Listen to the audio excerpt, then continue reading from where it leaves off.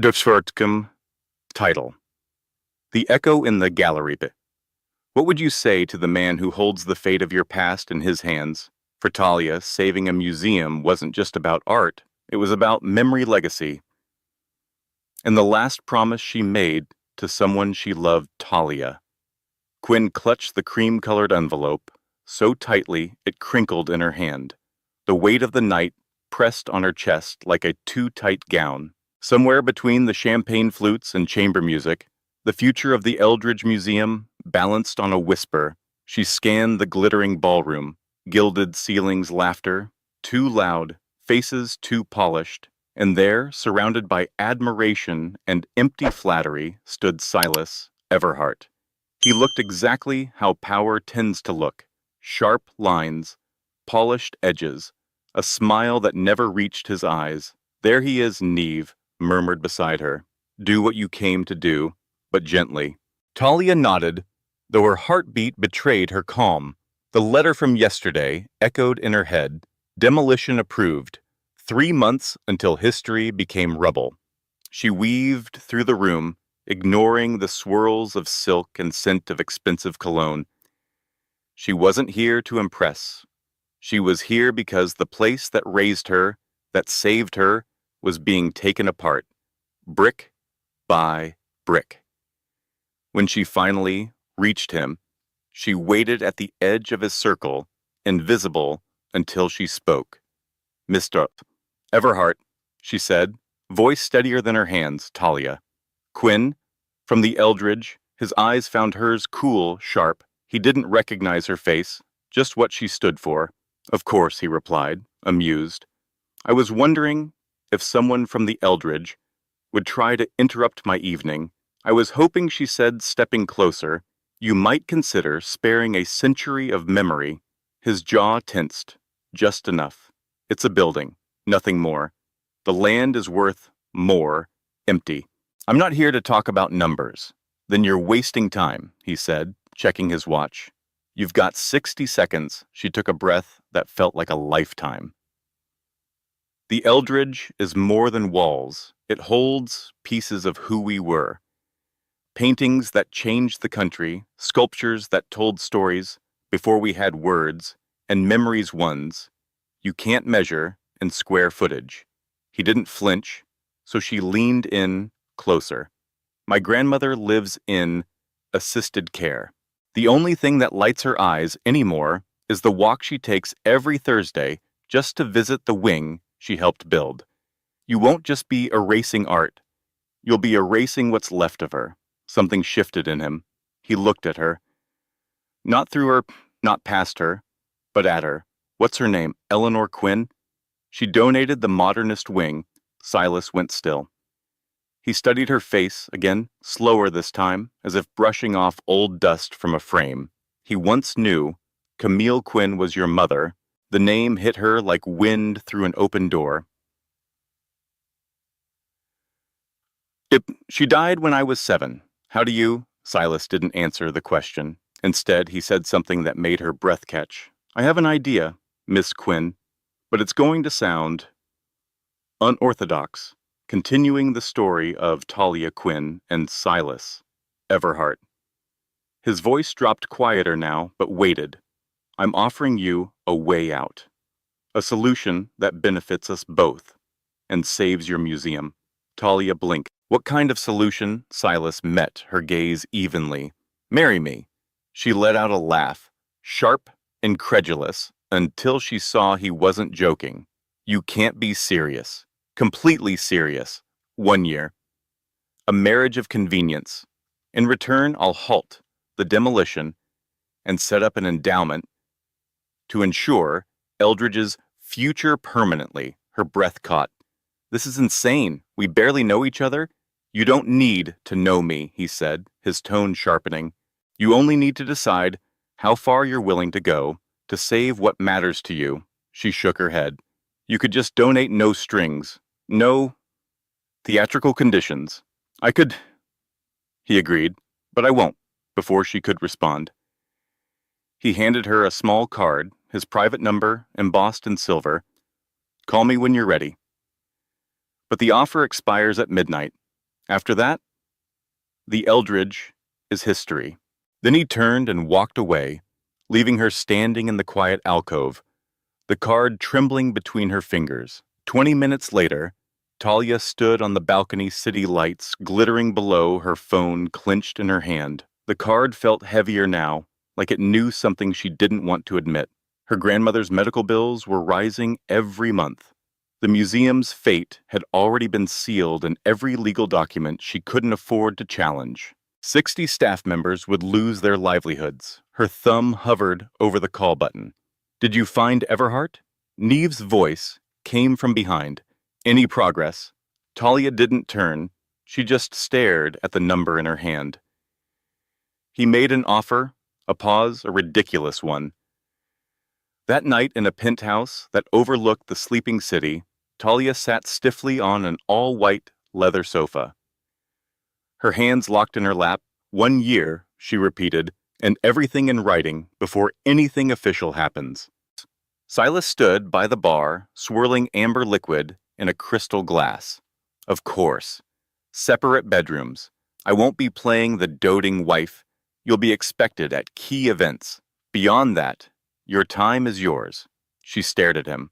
Why me? Why this? His expression didn't change. Let's just say, I owe a debt to my mother, and this helps repay it.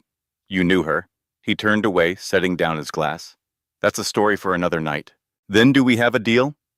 Talia thought of her grandmother's soft voice, the gallery walls echoing with footsteps, the smell of old paper and paint, the people who gave their lives to beauty and history, and the museum that might vanish without her choice.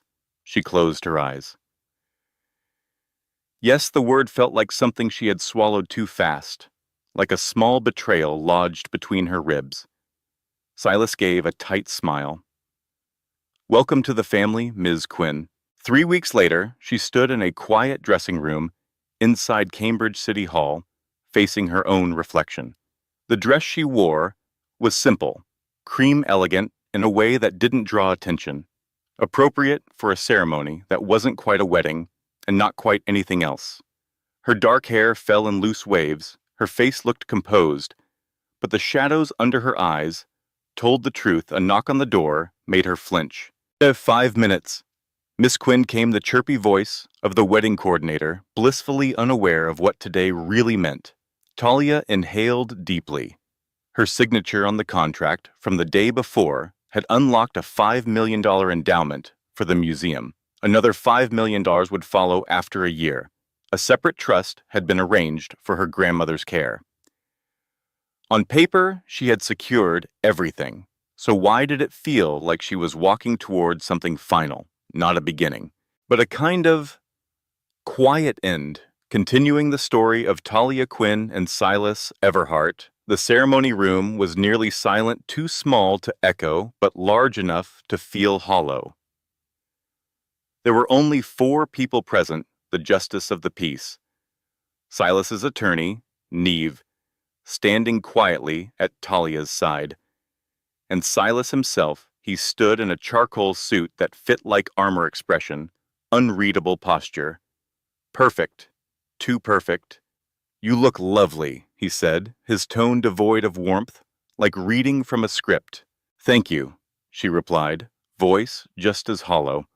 The ceremony moved forward like something underwater. Words were spoken, promises, exchanged promises she didn't believe in. To a man she barely knew, a platinum ring slid onto her finger. It felt cold, too tight, like a band forged for binding, not belonging. And when the final words were said, husband and wife, Silas leaned in and pressed a kiss to her lips. It was brief, cool, mechanical, their first touch. Congratulations, Neve whispered as she hugged her. Afterward, concern soft in her eyes. Are you sure about this? Talia's reply was barely a breath. I'm sure about saving the museum. Outside, no one waited. No rice, no music, no family. Just a black car and a binding agreement. The ride to Silas's Cambridge estate was 30 minutes of silence, so thick it pressed against her chest. When they arrived, Talia couldn't stop the soft gasp that escaped her lips. The estate was massive, an old Victorian mansion wrapped in wrought iron gates and climbing ivy. It felt like a place out of time. This house has belonged to my family for 4 generations, Silas said as the car circled the driveway. You'll have the east wing to yourself. Inside, a middle-aged woman greeted them with a warm smile. Welcome home, Mr. and Mrs. Everhart. It's a pleasure. Mrs. Langford is our housekeeper, Silas explained. She'll help you settle in. Once Mrs.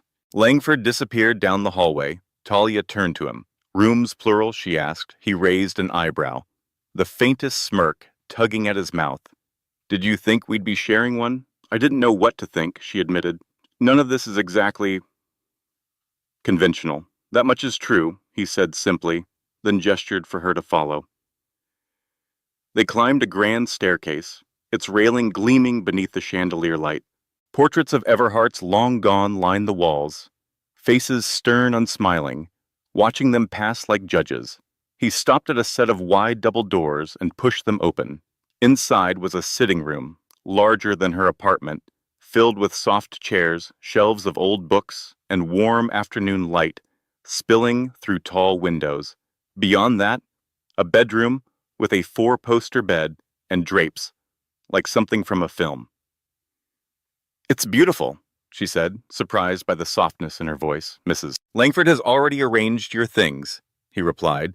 Dinner is at 7. In the formal dining room, he turned to leave Silas, she said, stopping him. He paused at the door, but didn't turn around. We should talk about tonight. He finally turned, face unreadable. What about it? It's our wedding night. He stepped closer, but only slightly. I need to know your expectations, she said. He studied her for a moment, something unreadable flickering in his eyes. This is a business arrangement, he said. I expect nothing that wasn't already outlined. You have your space, I have mine, so we won't. She trailed off. He shook his head. No, that was never part of the deal. Relief swept through her, and beneath it, something else, something like disappointment. But she buried it quickly. I see, she said. Thank you for being clear. Unless he said slowly, watching her closely, you had other expectations. No, she answered too quickly. Not at all. For the first time, his face softened slightly. A small, ironic smile curved his lips, and it changed him, made him look almost human. Then I'll see you at dinner. Mrs. Everhart. He closed the door behind him, leaving her alone with her thoughts and a quiet, growing confusion. Dinner was served in a room large enough to host a banquet. They sat at opposite ends of a long mahogany table. The silence between them stretched like the tablecloth, heavy and impossible to fold away. Mrs. Langford brought out course after course, soup salad, roast dessert, but Talia could barely taste any of it. The food was exquisite, the moment was not, and somewhere inside her, the weight of what she'd agreed to began to settle. Not in her mind, but in her bones, continuing the story of Talia Quinn and Silas Everhart. They ate in near silence, the ticking of the antique clock louder than cutlery against porcelain. Then out of nowhere, Silas spoke. Tell me about your work at the museum. Talia looked up, startled, her fork pausing midair. I'm the assistant curator of American modernism, she said carefully. Placing her utensils down, I focus on early 20th century painting and sculpture, Silas. Gave a small nod. You must be very skilled to hold that kind of position at your age. I've worked hard, she replied, her voice quiet but steady. Art's always been the one thing that made sense to me. She hesitated. My mother encouraged it. At the mention of her mother, Silas's expression shifted barely, but enough. He reached for his wine, buying a moment. Your mother was remarkable. Talia narrowed her gaze. You keep saying that, but you haven't explained how you knew her? No, he said, rising from his chair and placing his napkin beside the plate. I haven't. He turned toward the doorway. Would you join me for a nightcap in the library? The library looked like something out of another century.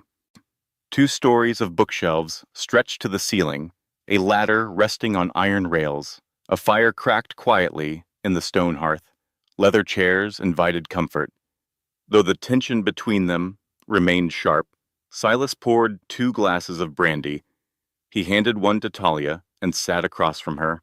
"I met your mother once," he said, after a long silence. 15 years ago. It was brief, but meaningful. How meaningful, she asked. Eyes locked on his. A long pause. "That's a story for another night." He raised his glass. "To new beginnings." She didn't lift hers. "Is this how it's going to be?" she asked. "You making cryptic remarks about my mother and dodging questions." His face hardened. "Our agreement was clear. The museum is saved. Your grandmother is safe. My reasons for all this are mine." "That's not fair." "Life isn't." He stood, leaving his drink untouched on the side table. "I have an early meeting tomorrow. Good night, Talia." She lay awake that night, staring at the ceiling of her cavernous bedroom. Sleep would not come. She was married to a man who felt like a stranger, yet somehow he knew things about her family. She didn't. She lived in a house that looked like it belonged in a novel, surrounded by ghosts, painted in oil, and halls too quiet for comfort. The ring on her finger shimmered in the moonlight, a thin band that weighed more than it should. Mrs. Everhart. The name sounded foreign in her mind, a costume she hadn't asked to wear, and yet the only kiss they'd shared, formal brief, still lingered in her thoughts, not because of how it felt, but because of how much it didn't. She wondered just for a second what a real kiss from Silas might be like. That thought, more than anything else, kept her awake until morning. 2 weeks into the arrangement, a rhythm had begun to form. Mornings she buried herself in museum work, responding to curators and planning virtual exhibits. Afternoons, she wandered the mansion's long hallways, discovering tucked-away balconies and empty rooms that hadn't seen laughter in decades. Evenings were the hardest. On the nights Silas joined her for dinner, conversation was sparse and stiff. On most nights, he didn't show up at all. Tonight made the 3rd evening in a row she ate alone. She pushed a piece of salmon across her plate, appetite long gone. "Mrs. Langford," she asked gently, as the housekeeper entered, "does my husband often work this late?" The older woman hesitated, then answered carefully, "Mr. Everhart keeps unusual hours, always has at least, since I came here 5 years ago." Talia tilted her head, and before that, Mrs. Langford's expression softened. "I believe he was much the same, though his parents were more traditional." That was the first time Talia had heard anything about them. His parents. "They passed the woman," said quietly, crossing herself. "Just over 15 years ago, a terrible accident." She offered a small nod. "If you'll excuse me, I need to finish up in the kitchen." The door clicked softly behind her, and once again Talia was left alone. In a house full of silence, married to a man full of secrets, wondering what else she didn't know about the life she'd just stepped into. Continuing the story of Talia Quinn and Silas Everhart, 15 years ago. That was when Silas claimed he met her mother. That was also the year his parents died. Coincidence, perhaps, but something about it tugged at the edges of Talia's instincts. The trouble was Silas was almost never around long enough for her to ask that night. Restless and full of unanswered questions, she wandered beyond her wing of the house. The west wing, his wing. Unlike her space with its light fabrics and muted tones, his side of the mansion was steeped in mahogany leather and shadows, a colder kind of beauty. At the end of a long corridor, one door stood closed tight, deliberate, unlike the others, that sat open like forgotten pages. Curiosity edged out caution. She reached for the handle. Locked. Looking for something. She spun around, heart jolting. Silas stood just feet away. His tie was loosened, and his expression unreadable, except for the flicker In his narrowed eyes, I was just exploring, she said, flushed. I didn't think you were home tonight. Clearly his gaze flicked to the locked door. That room is private. I'm sorry, she murmured, stepping back. What's inside? He paused. Things that don't concern you. There was no harshness in his voice, but the wall was back. Firm, polished, unreachable. When he saw the look on her face, his tone softened slightly. Not everything in this house is yours to explore. She met his gaze. Nothing in this house is mine, she said quietly. I'm just passing through, remember? Something shifted behind his eyes. Regret, maybe. But whatever it was, he buried it fast. How was your day? He asked, changing the subject.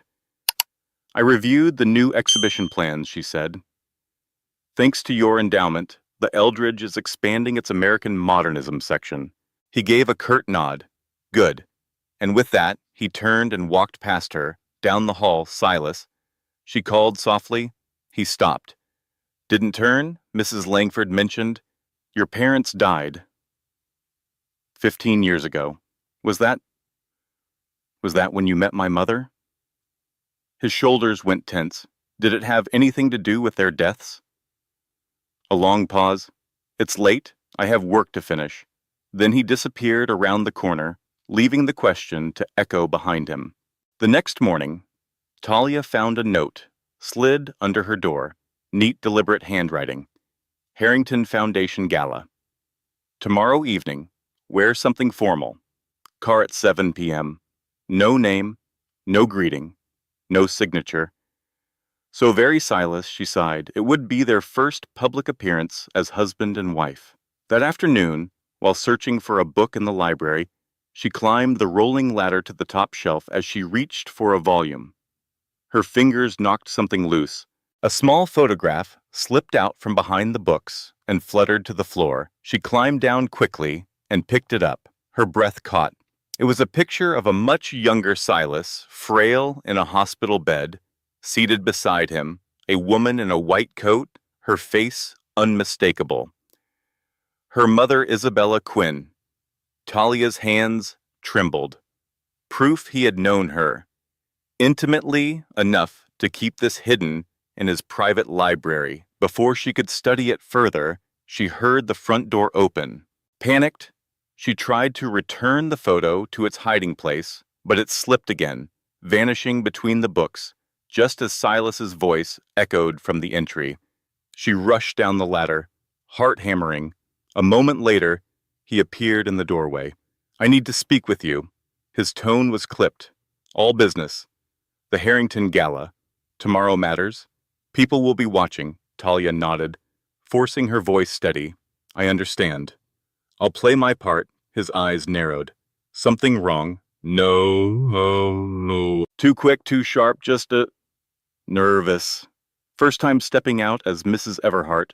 He studied her face for a long moment. Don't be. Just stay close. Smile when it matters. And if anyone asks about us, I'll deflect, she said, gracefully. He gave a small nod. Good, then turned to leave. But as he walked away, Talia's hand brushed her wrist where her wedding band sat like a weight, and in her mind the image of her mother beside a younger Silas replayed over and over, continuing the story of Talia Quinn and Silas Everhart. What should I say? Talia asked. If someone asks how we met, Silas barely looked up from his watch. Tell them we connected through the Eldridge Museum. It's not a lie. A pause. Then I have a call in 5 minutes. We'll continue this tonight. He left without waiting for a reply. The moment the door shut behind him, Talia returned to the library, climbed the ladder again, and reached for what had started it all. She slipped the photograph into her pocket. Like a secret that didn't want to be held, she needed answers. And this finally was something real. Dinner that evening was quiet in all the wrong ways. Silas sat at one end of the long table, eyes fixed on his phone. Talia sat at the other, eyes on the flame of a single candle. Her thoughts fixed on the image, folded inside her coat. Her food sat untouched. You haven't eaten, he said suddenly. I'm not hungry. She pushed her plate aside. We need to talk. He glanced up. then froze the moment she placed the photograph on the table between them. For the first time since they met, his composure cracked, color drained from his face. "Where did you find that?" His voice, low and tight. "Behind a row of books, in your library." She held his gaze. "That's my mother, isn't it? And that's you in a hospital bed." He didn't speak at first, just stared at the photo like it had pulled him backward in time. Finally. "Yes." "Was she your doctor?" He nodded once. "Emergency trauma." "She was on shift the night I was brought in." His voice dropped quieter. "It was the night my parents died." The words hung there, suspended between the flicker of candlelight and the echo of breath. "What happened?" she asked gently. Silas stood, picking up the photograph. He didn't sit back down. A car accident. Storm, slick, roads. A drunk driver crossed the line. My parents didn't make it." He swallowed hard. "Neither should I have." His tone changed softer, distant.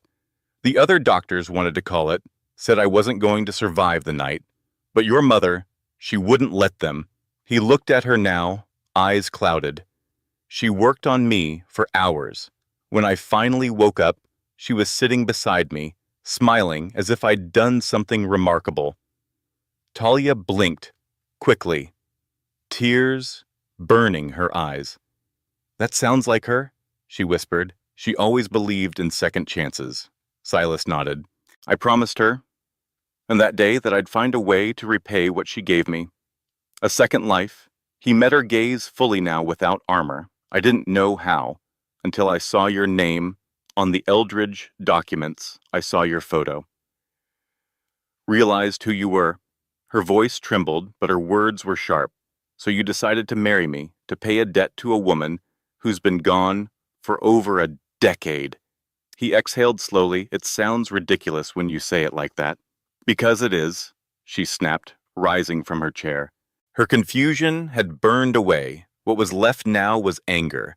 "You could have made an anonymous donation, helped my grandmother, saved the museum, without dragging me into this." Silas's fingers closed around the photograph gently, like it was something fragile. "I didn't want to just help," he said quietly. "I wanted to be sure you were taken care of." Talia stepped back, her voice rising. "I'm not a lost child, in need of rescuing. I was surviving just fine before you decided to play savior." Their eyes locked, and for the first time she saw something break in him, not pride, not power, something human. "I never claimed my methods made sense," he said. "But my intentions were." "Good," she cut in. "Your intentions don't excuse the way you manipulated my life." She turned to leave. At the doorway, she paused. "The locked room in your wing," she said, without turning around. "Is that part of this too? Does that room have something to do with my mother?" His silence was louder than any answer. She gave a sad little laugh.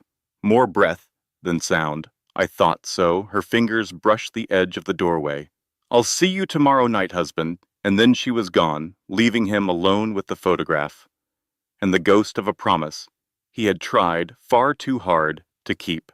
Continuing the story of Talia Quinn and Silas Everhart. "I'll smile, I'll hold your arm. I'll be every bit the perfect wife tonight," Talia said, her voice a quiet storm. "But don't mistake my performance for anything more than what it is, a role in the play you cast me in, all for the sake of a promise made to a ghost." She left the room, closing the door behind her, with a soft click that felt louder than a slam.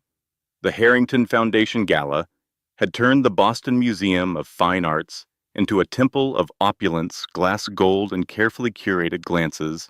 Talia stood beside Silas at the grand entrance. Her midnight blue gown hugged her like armor. His tuxedo, sharp as ever, gleamed under the chandeliers. His hand rested gently at the small of her back. Their first real contact since the wedding. "Ready," he murmured. "As I'll ever be," she replied, her smile practiced. The first camera flash caught them before she could exhale. "Mr. and Mrs. Everhart. Everyone's dying to meet the woman who finally stole Boston's most elusive bachelor Silas's arm subtly pulled her closer. My wife values her privacy, he said smoothly.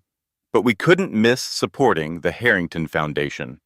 For the next hour, they played their parts, smiles, handshakes, toasts.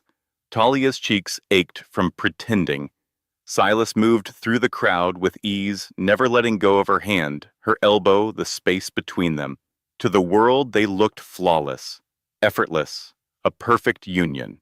Silas, Everhart, you sly dog. The voice came from behind.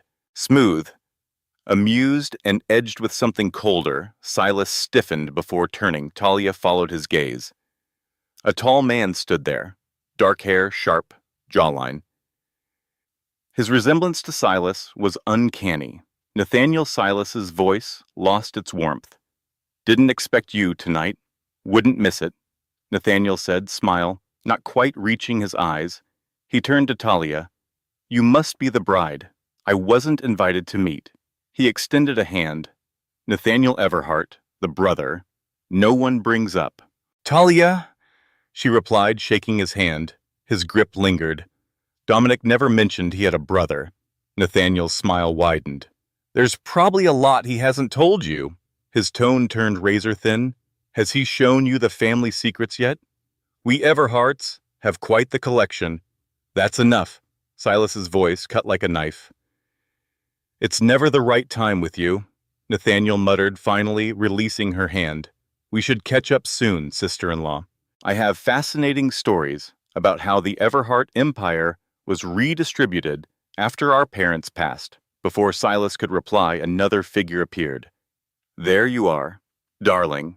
A tall blonde woman with perfect posture slipped beside Nathaniel, her eyes landing directly on Silas. And you must be the new Mrs. Everhart, she said, tone smooth as silk. I'm Vivian Harlow. Nathaniel's smirk returned, Silas's ex-fiancée. He added almost cheerfully. Small world, isn't it? Talia felt. Silas's hand tightened slightly at her waist. Lovely to meet you both, he said coolly. If you'll excuse us, our table is waiting. He guided Talia away with quiet urgency, not stopping, until they reached a quiet alcove behind a marble column. Your brother's delightful, Talia said, her voice dry. Almost as charming as your ex. Silas exhaled slowly. Nathaniel hasn't been a part of my life in years. And Vivian and I ended things long before you and I ever met. She folded her arms. Another secret then. How many more am I supposed to pretend don't exist? He opened his mouth to reply, but a server arrived with champagne. Silas took 2 glasses, handed her one. This isn't the time, he said quietly. We'll talk at home. Talia took the glass, but didn't drink. We never talk at home. Her voice was soft, but it carried weight. You disappear into work. You lock away rooms and memories, and you expect me to smile through every event like I'm part of a life I'm not allowed to understand. A muscle twitched in Silas's cheek, and for the first time under all the polish and the pose, his mask started to slip, continuing the story of Talia, Quinn, and Silas Everhart. I didn't realize this arrangement was such a burden to you, Silas said as they stepped away from the dance floor. Talia set her untouched glass of champagne on the nearest table. It's not the arrangement I can't stand, she replied, voice low. It's the lies underneath it. She didn't wait for a reply. I need the restroom, she said. I'll meet you at our table. Cold water ran over her wrists as she leaned over the marble sink, trying to still the storm inside her. Then the door creaked open. She glanced at the mirror and stilled Vivian. Harlow walked in like she owned the space. She reapplied her lipstick with deliberate grace. Marriage suits you, Vivian said lightly. You've got that newlywed glow. Talia gave a polite nod, reaching for a towel. She was already halfway to the door when Vivian's voice followed her like smoke. I wonder, though. Does he still wake up screaming? Talia froze. Excuse me. The nightmares, Vivian said, turning to face her. They were terrible when we were together. He'd wake up in the middle of the night, shaking, drenched in sweat, whispering your mother's name. Talia's throat went dry. What accident? Vivian's smile curved like a blade. Oh dear, he hasn't told you about the crash, about being the only one who survived, about the doctor who saved him. I know enough, Talia made for the door, but Vivian stepped into her path. Do you know he visits her grave every year? Your mother's grave, I mean. Talia's breath caught. Dominic is many things, Vivian said softly, but above all else, he's loyal. Especially to ghosts. How do you know about my mother? Talia whispered. Nathaniel told me everything, Vivian leaned in, voice velvet, and venom. How Dominic followed your life from a distance. How he threatened your museum just to force a meeting. How he built this entire marriage on a promise to a woman long gone. Talia shook her head. You're lying. Am I? Vivian tilted her head. Ask him about the locked room. Ask him what shrine he's built for Isabella Quinn. Then with a final glance at her reflection, she turned toward the door. We should get back. Wouldn't want our men to worry. When Talia returned to their table, Silas was mid-conversation with an older couple. His eyes lifted the moment he saw her. Something unreadable, flickering there. Everything okay? He asked quietly. She took her seat. I ran into Vivian. Her voice was even. She mentioned you visit my mother's grave every year. Silas stilled. This isn't the place I know. She picked up her menu and didn't speak again. They danced once that night. His hand rested at the small of her back, his body guiding hers across the floor with practiced ease. To the world they looked effortless, graceful, but under the surface, the distance between them felt like an ocean. The ride home was silent. Only when the gates of the mansion closed behind them did Silas finally speak Vivian lies. He said. The car stopped. Talia turned to face him. Was it a lie that you visit my mother's grave? Silas didn't look at her. No. Was it a lie that you sought me out deliberately? That you used the museum as a reason to get close? A pause? No. Those parts are true. Then what's in the locked room, Silas? He didn't answer. Instead, he reached into his coat and pulled out a small silver key. He held it out. Come see for yourself. They walked in silence through the west wing, their footsteps echoing softly off polished wood. He stopped at the closed door, the one she had once tried to open. The key trembled slightly in his hand before he placed it in the lock. This room has been closed to everyone but me. For 15 years, he hesitated. What you find inside may change the way you see me. Talia met his eyes. I don't know you well enough yet to have a fixed opinion. He pushed open the door. It was not the shrine she expected. Not grand, not obsessive. It was small, quiet, personal. One wall held yellowed newspaper clippings about the accident. Another medical documents, hospital scans, surgical notes. In a glass case sat a few delicate objects, a cracked wristwatch, a pearl necklace, a gold wedding band. But it was the painting that caught her breath. A large portrait softly lit, Isabella Quinn, her mother, was in her doctor's coat, but in a moment of stillness, a half smile on her lips, warmth in her eyes, painted by hand by him. She stared at the painting, her mother, in a white coat, captured mid-smile, that familiar expression, one Talia thought she'd forgotten, now radiated from the canvas. With aching clarity, Silas's voice broke the silence. Low, measured, almost reverent. After the crash, I was in a coma for 3 days. Your mother stayed beside me the entire time. Even after her shift ended, Talia didn't look at him. Her eyes remained fixed on the portrait as her hand hovered near her mother's face, not quite touching it. When I finally woke up, he continued, she was reading to me, a book of poetry. Her voice was the first thing I heard. She swallowed hard. It's beautiful work. I commissioned it 5 years after she passed. The artist painted it from photographs. A pause, you visit her grave. Silas nodded. Every year. On the anniversary of the accident, he moved to stand beside her. She didn't just save my body, Talia, she saved my will to live. When I found out my parents were gone, I wanted to go with them. She told me I was still here for a reason. Tears welled in her eyes. That sounds like her. Her voice cracked, and she didn't try to hide it. The last time I saw her alive, I was 7. I barely remember the funeral.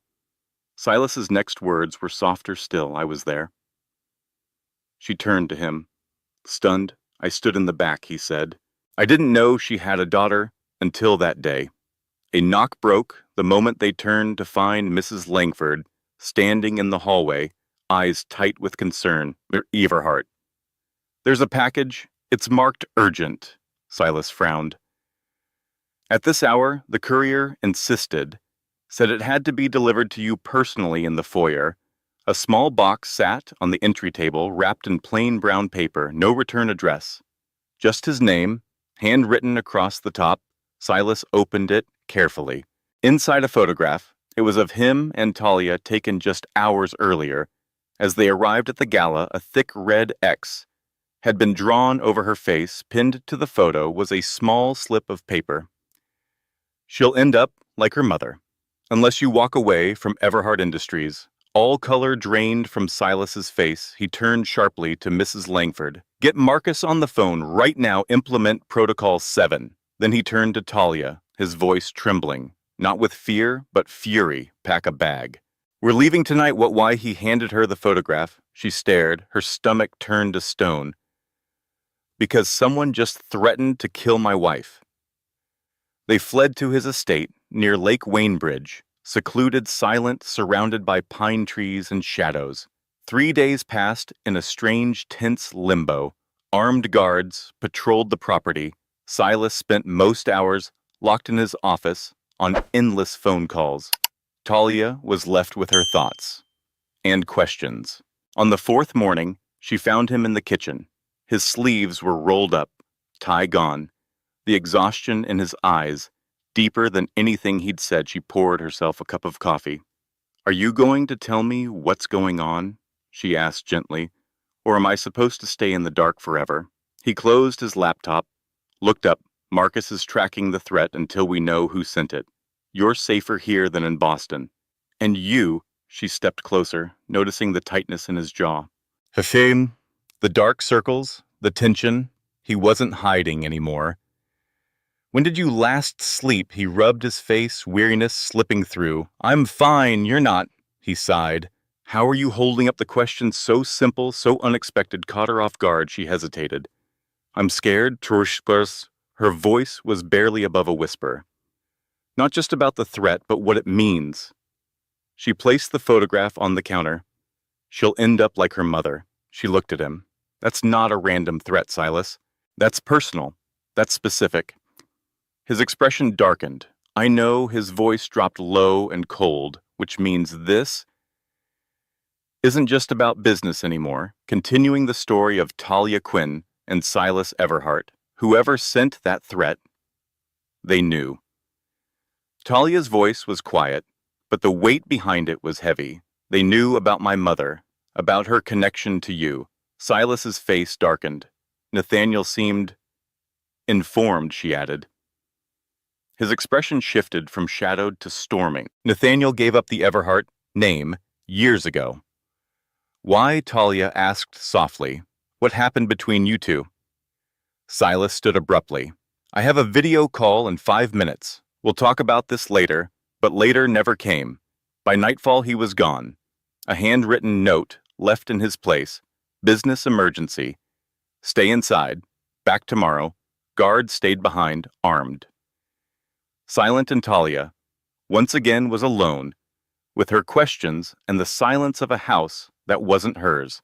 Wandering the halls out of restlessness, more than curiosity, she discovered a small library tucked away behind a narrow hallway. Unlike the curated collection at the Cambridge mansion, these shelves held dog-eared novels, well-loved paperbacks, and a few children's books with cracked spines. Her fingers trailed along their edges, until they stopped at a familiar green spine, the secret garden, her mother's favorite. She opened it. Inside the cover, a soft inscription written in ink beginning to fade. To Dominic May. May you find your own secret garden of healing, Isabella Quinn. MD Talia sank into a nearby chair, the book clutched to her chest, like it could quiet the ache in her ribs. It wasn't just a gift. It was a gesture, personal, intimate, more than doctor and patient. Her phone buzzed. A message from Mara. Check your email. Urgent. Talia opened it. There was only a link. Boston's most notorious gossip blog, and there beneath a banner of flashing ads and scandalous headlines were the images Silas Vivian entering a hotel, his hand rested at the small of her back, the same way he had touched Talia at the gala.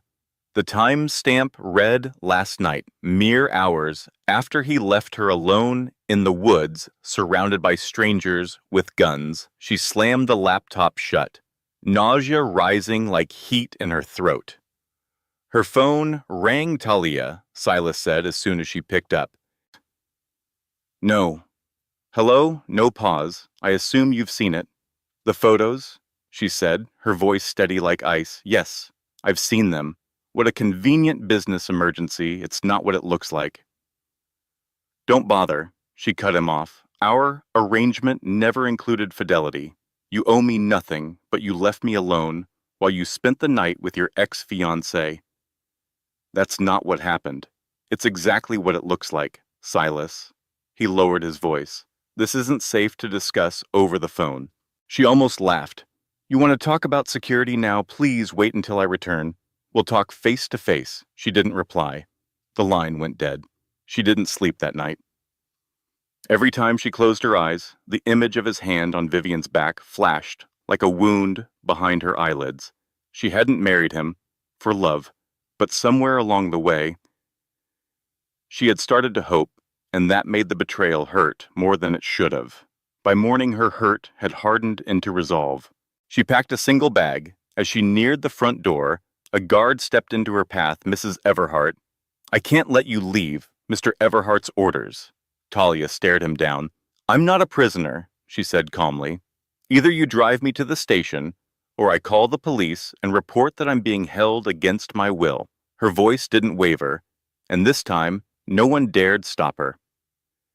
20 minutes later, Talia sat in the back of a black SUV, one of Silas's security vehicles.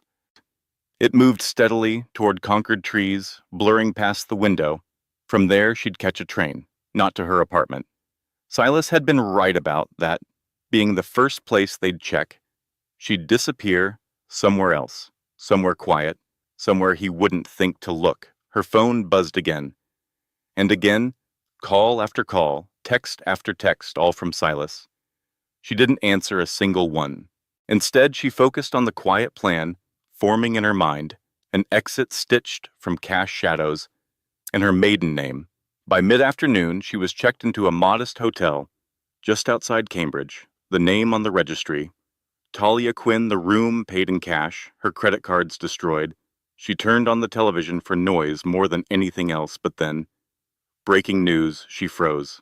Dominic Everhart, CEO of Everhart Technologies, narrowly avoided injury today when his vehicle exploded just outside corporate headquarters. Smoke filled the screen. Sirens, twisted metal sources confirmed the explosion occurred just moments before. Mr. Everhart reached the car. Authorities are treating this as a targeted attack. Talia's blood ran cold. Her phone nearly slipped from her hand as she fumbled to dial his number. Voicemail again. Voicemail. Then a knock at the door. Sharp? Repetitive. She jumped. Housekeeping. A woman's voice called. No, thank you, Talia answered quickly, not moving, but the knocking continued. Firmer now, I said. She yanked open the door. Vivian Harlow stood in the hallway, perfectly styled, completely composed, as if explosions and betrayal were simply part of her afternoon plans. Hello, Talia, she said calmly. May I come in? We have things to discuss. You have some nerve, Talia hissed, starting to close the door. Vivian's voice stopped her. I know who sent the threat.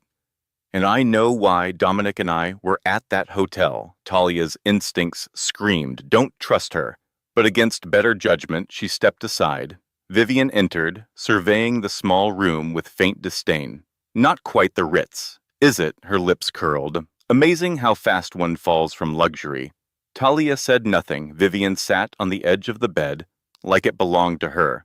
I'm not here to gloat. I'm here to help you understand what you've married into, and I should believe you, because... Vivian crossed her legs. Because I was almost you. She held up her manicured hand, engaged to Dominic, weeks away from becoming Mrs. Everhart until I found out how the Everhart empire was really built. Talia crossed her arms.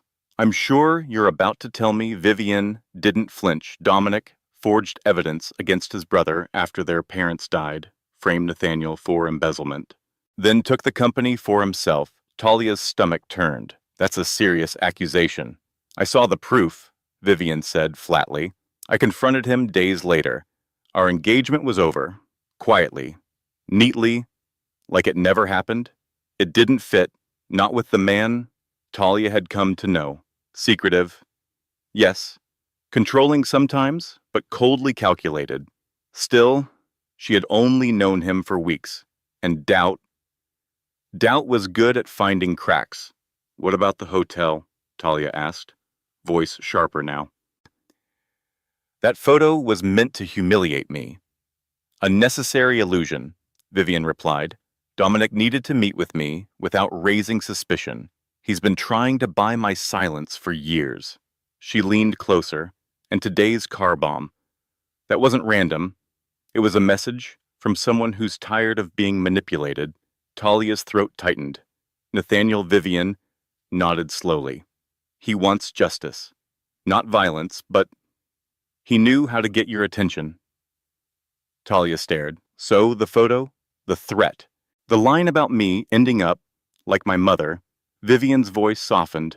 A crude move? I won't defend it. But it worked, didn't it? Talia said nothing. Her heart was a battlefield, now caught between everything she feared and everything she no longer knew how to trust. Get out. Talia's voice shook, not from fear, but from fury. Vivian stood, not the least bit fazed. Don't be naive, Talia.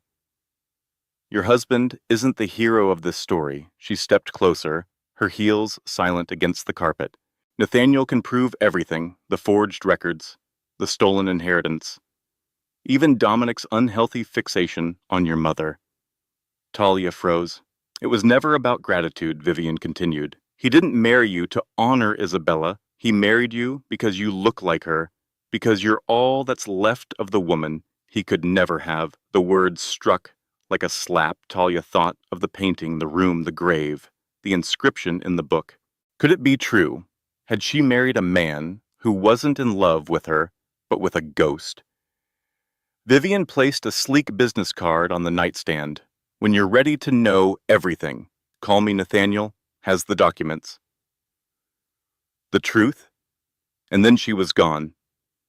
Talia sank onto the bed, mind spinning. The TV still showed footage of Silas's car mangled and smoking outside Everhart headquarters. Reporters speculated about corporate enemies and criminal threats. Her phone buzzed. A message from a number she didn't recognize. He's alive, not hurt. He's looking for you, Marcus. Relief bloomed in her chest before she could stop it. And with it, confusion. If Silas truly was the villain, Vivian claimed, why did she care so much that he was alive? Another message arrived. You're not safe there. They'll find you. Let me help Marcus. She stared at Vivian's card. 2 people, 2 stories, each claiming truth, each offering protection, and both capable of lying. Then the hotel phone rang. Talia jumped. Mrs. Everhart. The front desk clerk sounded unsure. There's a Mr. Everhart in the lobby. He says you're his wife. Should I send him up? Talia closed her eyes.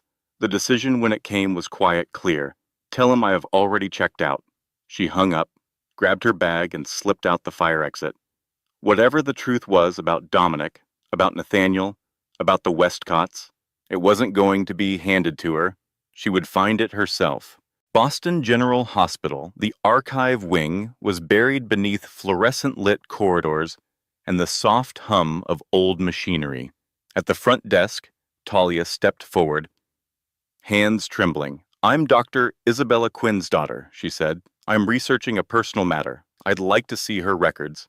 The clerk's face softened. "Your mother was loved here. Her death was a real loss." She glanced around, then leaned forward. "Technically, you need admin clearance. But for Isabella's daughter," she slid a visitor badge across the counter. "Room B14, you've got 2 hours." The file room smelled like dust and time. Talia searched box after box until she found the one labeled Emergency Department 2010, the year of the crash. She opened it with reverence. 3 names stood out immediately. Richard Everhart, DOA Eleanor Everhart, DOA Silas Everhart. Critical, her mother had been the attending physician, just like he'd said. The face. The notes were clinical, but detailed multiple surgeries, internal trauma-induced coma. Prognosis, poor recovery, unlikely, and then a notation in her mother's handwriting. Patient's brother arrived, agitated, demanded access. Security called due to threatening behavior. Possible intoxication. Talia's breath caught. Nathaniel, he had been there, drunk, angry, unstable. She dug deeper until she found it. A police report attached with a paperclip. Continuing the story of Talia Quinn and Silas Everhart. The handwriting was unmistakable, her mother's filed weeks. After the accident, caller identified as Nathaniel Everhart.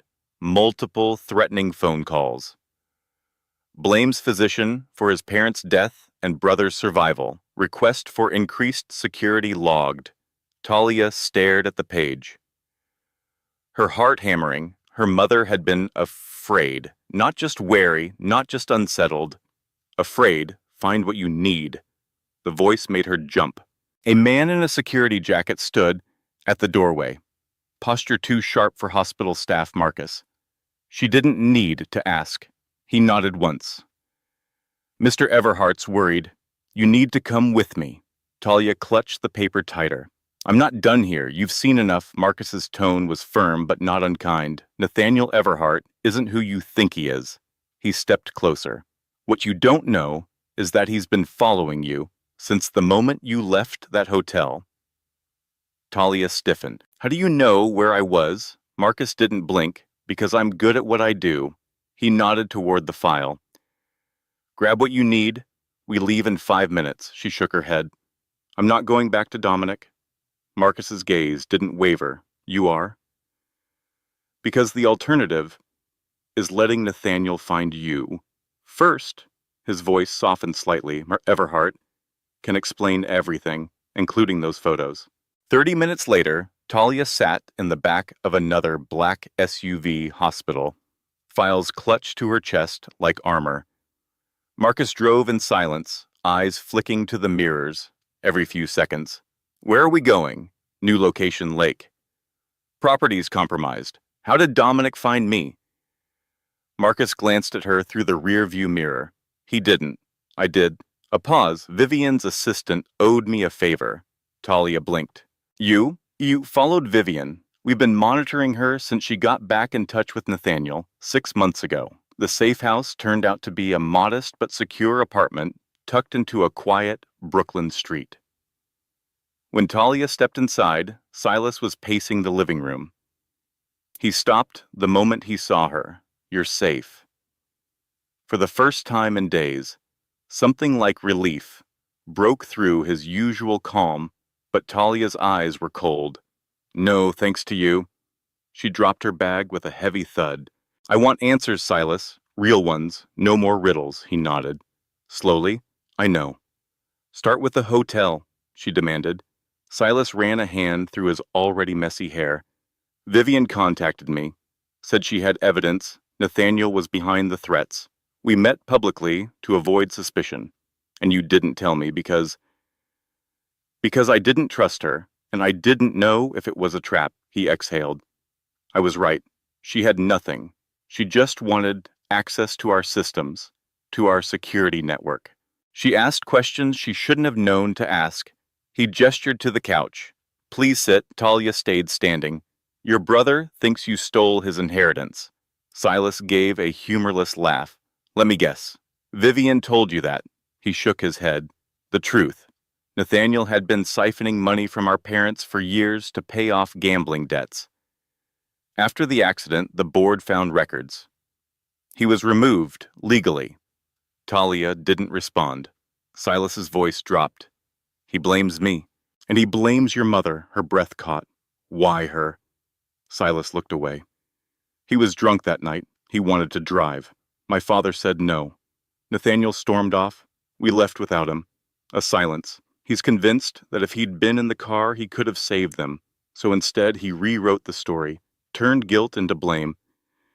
Blame into vengeance." Silas stepped closer, his voice now barely above a whisper. "I've spent 15 years looking over my shoulder, but this time, he targeted you."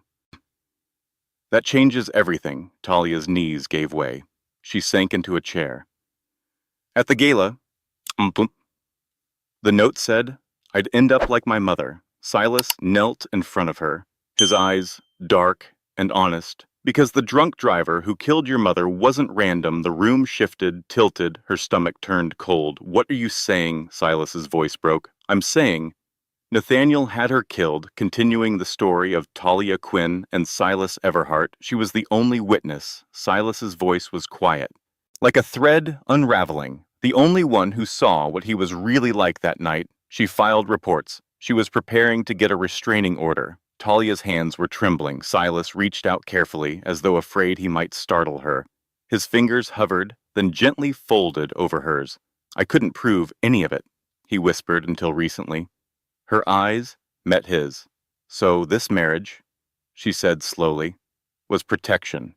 He nodded once. "When I learned Nathaniel was back in Boston, asking about you, watching you, I needed to create something that would keep you close. Safe." His grip tightened slightly, but what I didn't plan for was feeling. Her breath hitched. "Feeling what?" Their eyes locked, and in the silence between them, something passed. Something that had been there since the first cup of coffee. Since the first stolen glance across a diner, something fragile and burning and real. But before either could say it, a knock. Marcus entered. Jaw tight, voice grim. "We have a problem. Nathaniel's gone public," Marcus said. "He's accusing Everhart Industries of corporate fraud, stocks dropping fast. And he's named your wife Talia," blinked. "Me. He claims you're in possession of documents proving everything." Silas stood. "Immediately. What did you bring from the hospital?" Talia moved to her bag, dumping its contents onto the table. Medical records spilled out along with a sealed manila envelope. She didn't recognize. She picked it up carefully. "This isn't mine." Silas took it, eyes narrowing. "Don't open it." His voice was suddenly sharp. Could be doctored evidence or worse. Marcus pulled a scanner from his pocket, running it over the envelope. A soft beep. "No explosives, but there's something electronic inside." Silas's eyes darkened. Tracking device. He looked at Talia. "That's how they followed you. Vivian must have slipped it into your bag when she was in your room." Talia sank onto the couch, sick with realization. "I led them straight here." Silas knelt beside her. "It doesn't matter.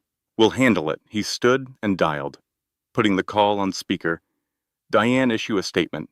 Deny everything. Standard protocol emphasized Nathaniel's past." The PR director responded instantly, already drafting it. "But sir, he's going live on Channel 5, 20 minutes. He's claiming your wife is holding incriminating documents." Silas ended the call, turning back to Talia. "We need to stop this before it spirals." "What exactly is he saying?" she asked. Silas paced same. Same script he's used for years, that I framed him for embezzlement, that I orchestrated our parents' deaths, that I paid off the police, he paused. Only this time, he's added you to the list, claimed you found proof that you've turned against me. Talia rifled through the hospital files. Heart pounding, there's nothing here that supports him, just medical records, reports. Then she froze. She held up a police report. A sentence had been tampered with. This isn't right. My mother's original statement said, Nathaniel was drunk, but someone crossed it out, rewrote it to say, distraught. Silas took the page, examining it. This isn't your mother's handwriting. He turned to Marcus. Secure these. And get the car. We're going to the studio. Talia's head snapped up. What? Nathaniel's using your silence as proof. If you stand beside me, even if you don't say a word, it's enough to cast doubt on everything he claims. Talia's pulse quickened. I'm not going on television. You won't have to speak, Silas said gently. Just stand beside me. She stared at him. She had spent weeks questioning his every word, but in this moment she realized he wasn't asking for forgiveness. He was asking for belief. Continuing the story of Talia Quinn and Silas Everhart. I'm asking for your trust one last time. Silas held her gaze, his voice steady, barely louder than a breath, but carrying all the weight of what came next. Talia nodded once. That was enough. The Everhart Media Center occupied the top floor of an unmarked building, gray and forgettable from the outside. But inside it buzzed like the control room of a spaceship. By the time they arrived, Nathaniel's interview was already playing. Across every screen, his face composed, his tone calculated, in his hand papers he waved, like proof. Fire in his voice, these documents clearly show that following our parents' deaths, Dominic Everhart manipulated the company's financial systems. He created false evidence, transferred millions offshore. The anchor looked appropriately stunned. These are serious allegations, Mr. Everhart. Your brother has always maintained your removal was justified, a convenient lie. Nathaniel cut in. One that started to unravel when a doctor named Isabella Quinn began questioning the official accident report. He turned to the camera, voice thick with implication. And now he's married her daughter, a twisted attempt to silence any truth she might uncover. Talia felt the world tilt beneath her. He's using my mother's death as leverage. Silas's jaw clenched. He always has. A poised woman in a sharp blazer approached them. You're up next. Same network live. Rebuttal. 5 minutes, Silas gave a tight nod, then led Talia into a nearby private office. Once the door closed, he turned to her shoulders, tense eyes raw.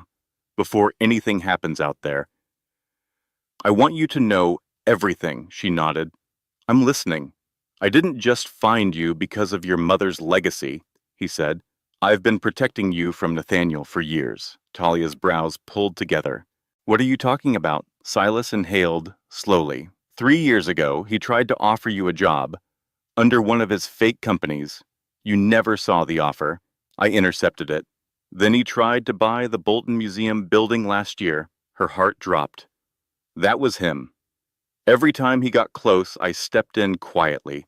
He's been circling you, Talia, because he knows the truth is tied to your mother and that you might be the one person who could connect the dots. So, you married me to keep me close. He hesitated. At first, yes, but somewhere between our contract and tonight. His voice cracked slightly. Everything changed. A knock on the door broke the moment. 30 seconds. Mr. Everhart. The studio lights were harsh, the cameras unforgiving, the air stiff with anticipation. Silas sat beside her, his hand warm, gently brushed against hers under the table.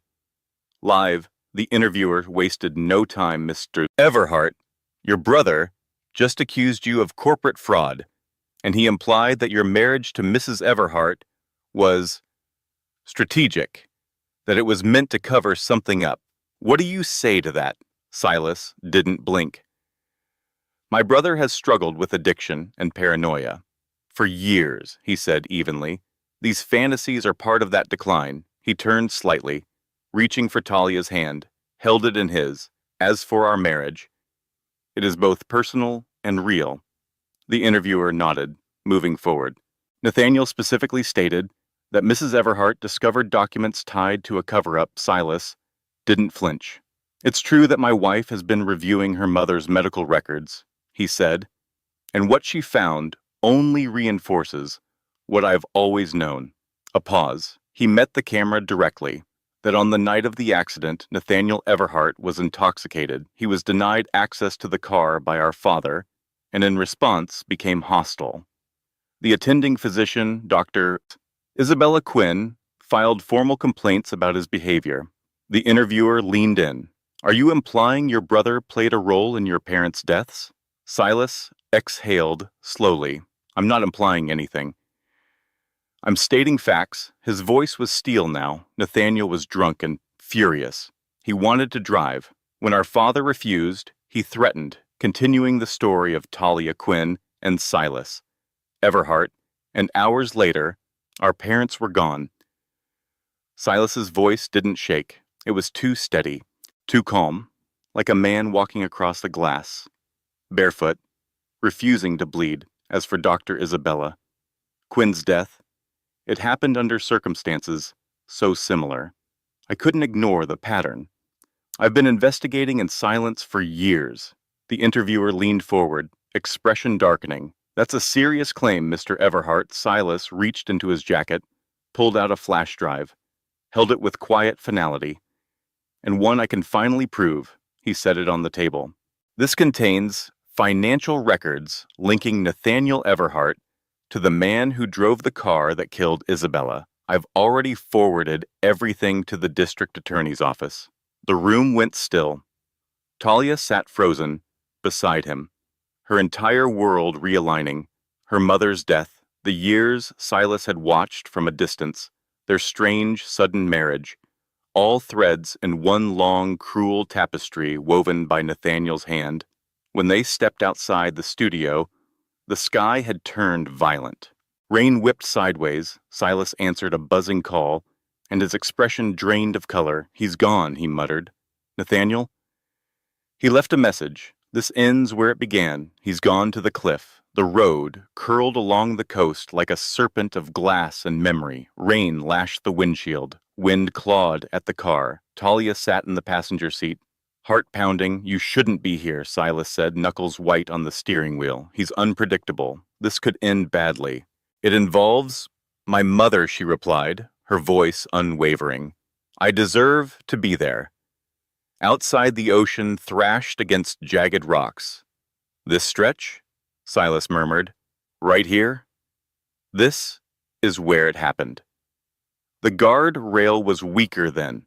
The car didn't even slow, it just went over. Headlights glinted ahead. A single car parked hazards, blinking in the storm like a heartbeat, lost in panic. That's his, Silas said. He pulled off the road careful. Stay in the car, no. Talia grabbed his arm. We do this together. The rain welcomed them, like a baptism. Soaked instantly, they made their way forward, boots sloshing through mud, and memory wind screamed across the cliffside, and then a silhouette. A lone figure at the edge. Nathaniel Silas shouted, Step back from the cliff, let's talk. The figure turned. Water streamed down his face, hair plastered to his skin, eyes wild. Still giving orders. Aren't you, big brother? Silas raised his hands. We don't have to do this. Nathaniel laughed bitter and broken. Now you want to talk? After destroying everything, after poisoning her against me, too. He gestured toward Talia, voice cracking. You turned her against me. Talia stepped forward. You did that yourself. My mother was scared of you. She documented everything, the threats, the nights she couldn't sleep. Nathaniel's eyes lit with fury. She let our parents die, he growled. But she saved him. She chose him. He pointed a trembling hand toward Silas. They were already gone when she got there, Silas said softly. There was nothing she could do, Lies, Nathaniel screamed. His hand disappeared inside his jacket and emerged with a gun. Talia gasped. Silas instinctively stepped in front of her. Put it down, Nathaniel. Please, it's over. The DA has everything. The payments, the records, the truth is out. The gun shook in Nathaniel's hand. It's never over, he whispered. Not until someone pays. Continuing the story of Talia Quinn and Silas Everhart, the gun dropped. Nathaniel's expression went blank, unnervingly, calm. Do you remember what Father always said? His voice was low, like a memory unraveling. Everharts finish what they start, Silas. Took a cautious step forward, rain slicking down his face. This isn't what they would have wanted. Nate, no response. Think about Mom, Silas continued. Can you imagine what she'd feel seeing you here like this? A flicker. Just for a second, in Nathaniel's eyes, doubt, pain, maybe even clarity. They loved you, Silas said. The addiction, the debt, it never changed that. They rewrote their wills, restructured the company not to punish you, but to protect you until you could come back to yourself. Shut up, Nathaniel's voice cracked as he raised the gun again. You're lying. Silas stood his ground. No, I covered for you for years. Nate paid off your debts, protected your name, shielded you from the board, from the media. But I couldn't protect Isabella. He took another step. She didn't deserve what you did to her. Nathaniel's hand trembled. She was going to the police, he whispered. I just wanted to scare her.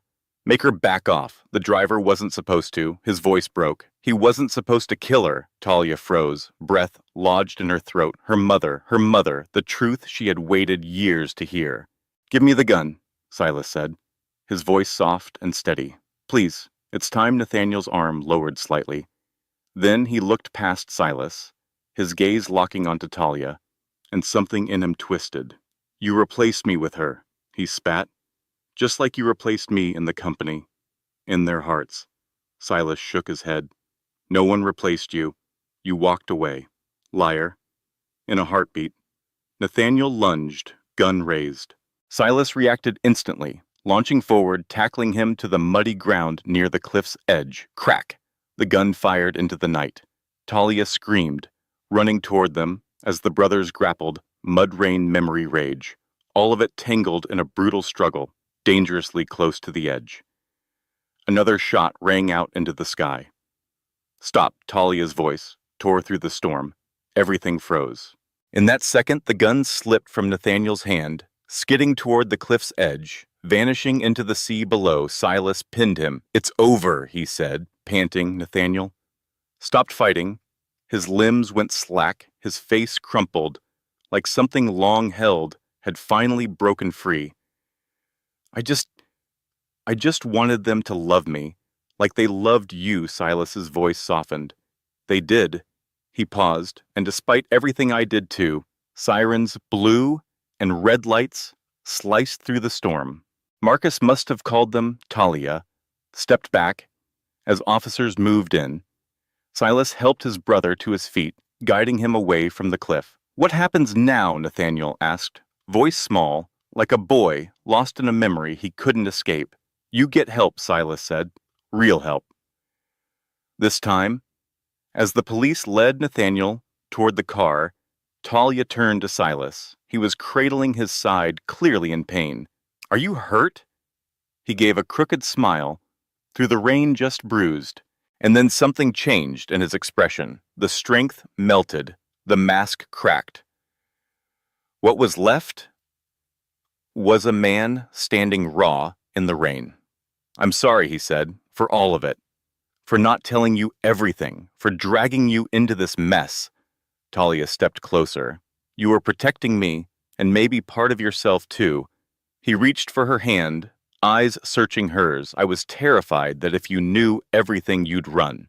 That you'd see how broken this family is, and you'd never want anything to do with the name Everhart again. She didn't answer right away. Instead, she let her fingers tighten around his, continuing the story of Talia Quinn and Silas Everhart. Is that all? You thought I'd run? From Talia's voice was soft, almost lost in the sound of the rain still trickling down the rooftop above them. Silas met her eyes, soaked raw, unguarded. "No," he said quietly. "I thought you'd run. From me." From what I was beginning to feel, before she could respond, an officer approached gently but firmly, requesting their statements. And just like that, the moment faded into reality. Hours later, they stood again in the vast, echoing foyer of the Everhart estate. Exhausted, emotionally emptied, but lighter, somehow. The truth was finally free. Nathaniel was in custody, and the name Isabella Quinn, her story, her dignity was finally being honored. Silas turned to her, voice steady. "You're free now, Talia. The arrangement, the year-long commitment. After everything, I won't hold you to it."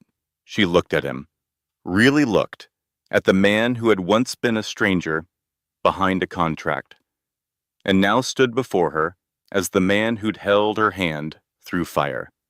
"What if I don't want to be free?" she asked. A flicker of hope lit his eyes. "What are you saying?" She took a step closer. "I'm saying somewhere between convenience and chaos, something shifted. For both of us." He whispered her name like a prayer. "I married you to protect you." His voice cracked. "But I stayed because I was falling in love with you. With your fire, your honesty, the way you chased truth, even when it hurt." She touched the scar at his temple, faint but permanent, a reminder of the night tragedy tied their lives together years before. Either of them knew it. "Do you know what my mother used to say about fate?" she whispered. "That it brings people together at exactly the right moment, even if they don't recognize it." Then, "And do you believe that now?" She smiled softly. "I'm starting to." Their first real kiss was nothing like the awkward brush from their wedding day. It was slow, warm, and filled with every word they hadn't yet said. Her arms around his neck, his hands drawing her closer, two souls finding home in each other at last. When they pulled apart, he rested his forehead gently against hers. "Stay with me," he said. "Not for a year, not for an agreement. Stay because you want to." "I want to," she whispered, "more than anything." That night they stood together in the room that had once been a shrine to the past. The portrait of Isabella still hung proud and luminous, but beside it now was a new frame, a photograph of Silas and Talia on their wedding day, a beginning born from broken things. Talia glanced around. "What happens to this room now?" Silas stepped behind her, wrapping his arms around her waist. "I was thinking, maybe someday it becomes a nursery." Her breath caught. "If that's something you'd want," he added gently. "Your mother gave me back my life. I want to build new life in her memory." Talia turned in his embrace. "Heart full. I'd like that too." Then she smiled. "But first we need to redo that wedding with real vows, ones we actually mean." 6 months later, under a sky painted with blue and light, they stood beneath the arch of ivy in the Bolton Museum gardens. The same museum that had once been on the verge of demolition, now blooming with new life. A new American modernism wing dedicated to Isabella Quinn, surrounded by friends, by warmth, by truth. They spoke their promises again, not from a script, not from fear, but from love.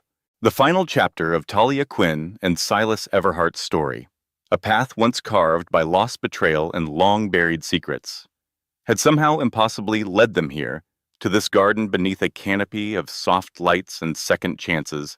Silas held her hand, his thumb brushing gently over her knuckles. "You were never part of the plan," he said, quietly, slipping a new ring onto her finger. "You were the chapter I didn't see coming. But you became the whole story." Talia smiled through misty eyes. And in that moment, under moonlight, surrounded by warmth, by peace, she knew they had rewritten not just a contract, but a life.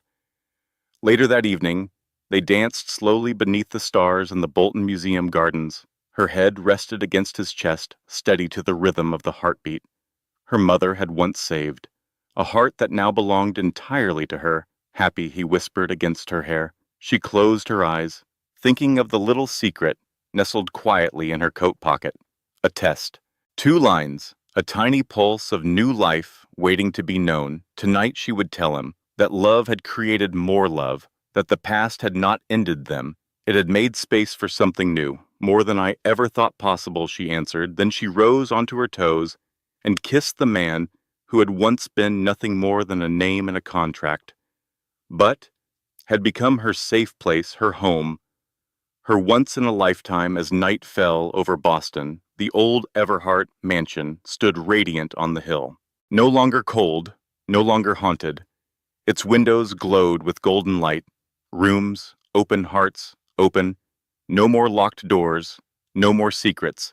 Only the echo of laughter down the hall, the scent of something baking in the kitchen, and the quiet, steadfast certainty that even the most broken beginnings can lead to the most beautiful forever. Thank you for joining us for this story.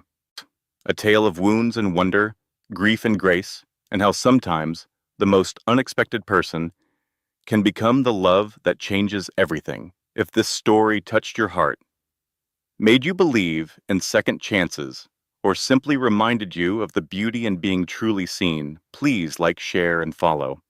Shining Stories. Because here, every scar is honored, every soul is worthy, and every story matters.